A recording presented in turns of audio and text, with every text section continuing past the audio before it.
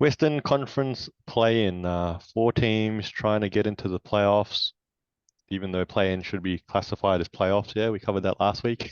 And we're gonna make some picks here.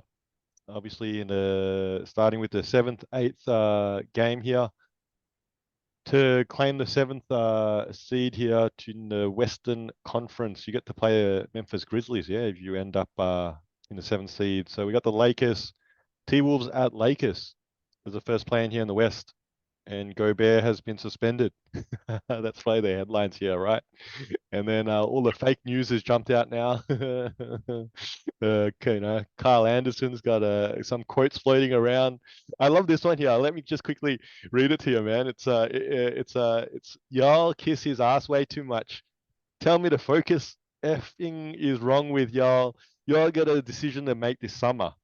Kyle Anderson apparently on Rudy Gobert in audio caught by a Timberwolves employee.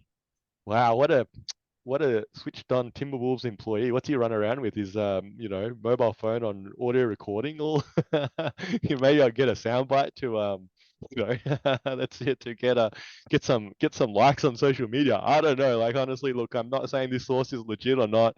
I think the T-Wolves stumbled into this spot and without Gobert, Lakers are gonna take this game. I'm gonna say by 15 points. Lakers by 15 at home. Yeah, so obviously I've been very anti-Lakers the entire time, and that hasn't changed. Because I think, when we talk about the Lakers, we talk about that expectation that LeBron has to win the fifth ring. And I think that pressure on LeBron is what drives the Lakers' expectations. And we all know that the Lakers aren't going to win the ring this season.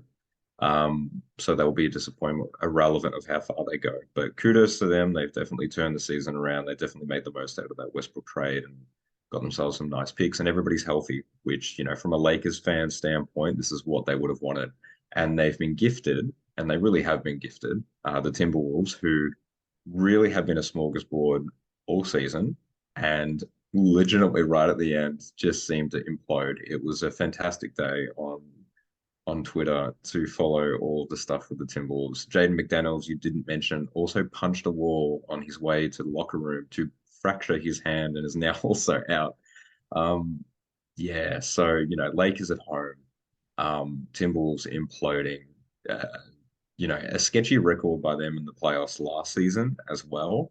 And they don't have Pat Bev, which, really, if Pat Bev had ended back up on the Timberwolves, this matchup was probably 100 times more interesting. But I agree with you. I think Lakers should be able to take this one by double digits, 15. I could even see this blowing out really quickly as well. Minnesota young team bites the pressure. I think we can move on to the 9-10, which probably should be a bit more competitive, assuming that everyone has the right intentions. That's the hardest part with this, is that we have seen playing games. Charlotte comes to mind where they just rocked up because they were told they had to rock up, and then they lose by 30 or 40. So, we hope that Pelicans with Ingram, McCollum, no Zion, but competitiveness against OKC with Shea being allowed to play, hopefully, and Giddy and everything they've got going on. It should be a competitive game. But it's going to go back to my star power logic. These are the Pelicans that, in theory, pushed the Suns last season to 6 games. And personally, I feel like they should be able to handle a young OKC team that never actually seems to want to compete in the playoffs in the past couple of years. So I could see the Pelicans probably beating OKC by about 10, 15. Some interesting logic, man.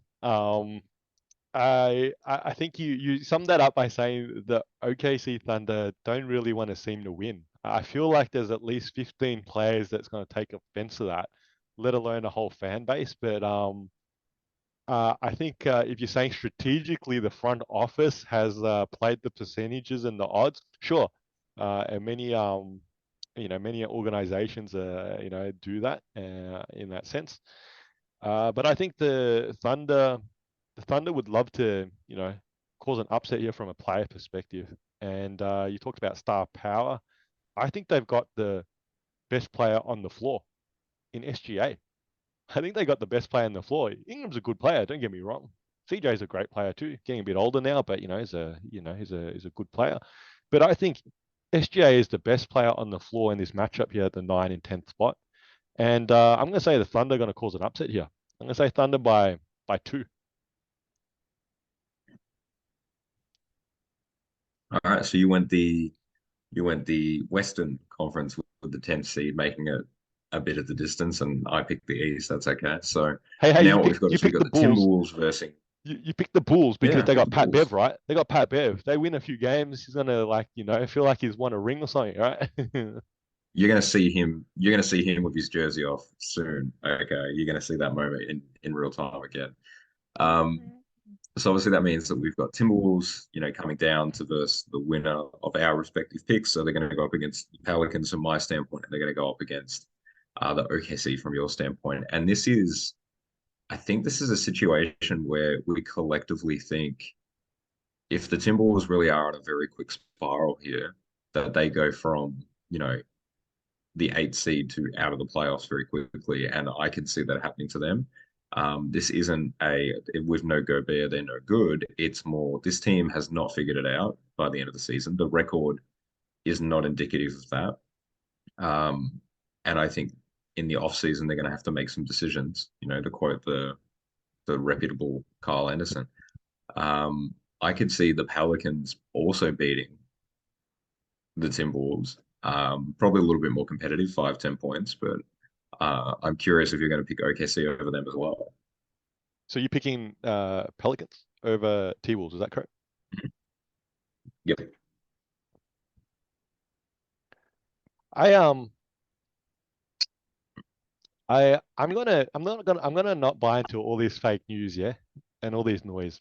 I'm gonna say that players also want to win. I guess they use that logic for the Thunder, that they're gonna put out their best effort here in the matchup against the Pelicans and get the upset.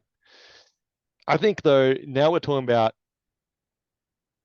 Anthony Edwards, Cat, Gobert coming back from suspension, Conley, uh, Kyle Anderson coming off the bench against SGA, Josh Giddey. I don't know. I don't. Who else jumps to mind here that's going to step up for the Thunder here in this do or die game for this 8th spot? Lou Dort. I don't know. They're going to need a hero. They're going to need a hero. They're going to need SGA is going to need to have the Oh, game of his life. Jalen Yeah. Williams. Jalen Jalen Williams. Williams Yeah, yeah, yeah, yeah. He's had a does great season. exist. Yes, yes, Jalen Williams. Sorry, they got two Jalen Williams, isn't it? That's a bit of a fun situation in the Thunder, right? Look, I'm gonna say Wolves are gonna get their shit together. They do have the home court advantage. They get Gobert back. Uh, if they let me down here, I got plenty of Wolves content probably to tear into them in the off season. But I'm gonna give them. I'm gonna say they're still the better team, and they're gonna beat the Thunder at home. 8 points, claim the 8th spot, play Denver, lose to Denver. And we're gonna break that down obviously a bit more in another recording, but I think obviously T-Wolves here over the Thunder. Yo, this is two guys with spare time. I'm Faz, this is Nick. You're probably a basketball fan like us, so hopefully you can throw us an assist and giving our video a like and subscribing to our channel. And if you got thoughts, feelings, or even some suggestions, please put them down in the comment section below. And thank you for using your spare time to watch us in our spare time.